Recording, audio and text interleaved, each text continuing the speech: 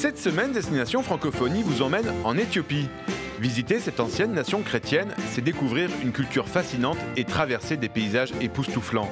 En Éthiopie, la langue française a été introduite par le chemin de fer construit par les Français au XIXe siècle. Dans la capitale, Addis Abeba, l'Union africaine maintient cette francophonie depuis 50 ans à travers ses centaines de diplomates francophones.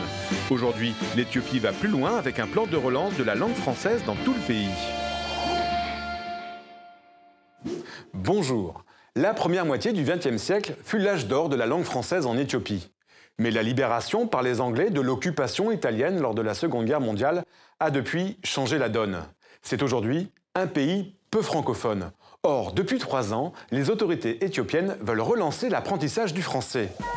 La langue française n'a jamais disparu en Éthiopie, grâce à l'Union africaine où la diplomatie se fait aussi en français. Le lycée français Gebré Mariam, ouvert en 1948 par le général de Gaulle, est un outil de coopération entre la France et l'Éthiopie.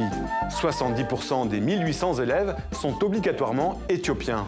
Aujourd'hui, l'ambassade de France accompagne l'ouverture progressive de classes de français dans tout le pays.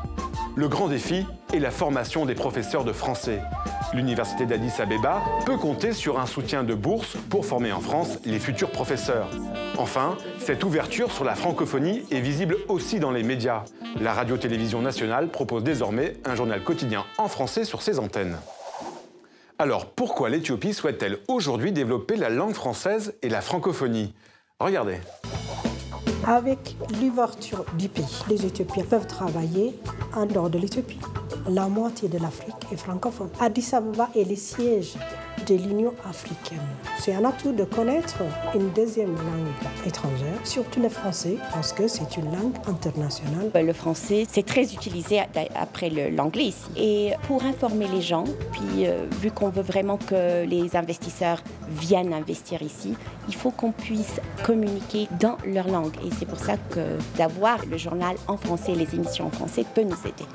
Pour les autorités éthiopiennes, je crois que le français est un des éléments de leur insertion dans le monde globalisé, de leur influence, notamment sur le continent africain. Le français, c'est aussi une langue qui va leur permettre d'attirer des touristes, mais aussi des entreprises. Dans leur ambition d'accroître leur influence, le français joue un rôle. Vous retrouverez sur notre site l'intégralité de ces témoignages. Nous, on se retrouve la semaine prochaine pour une nouvelle destination. D'ici là, bonne semaine à tous sur la planète francophone.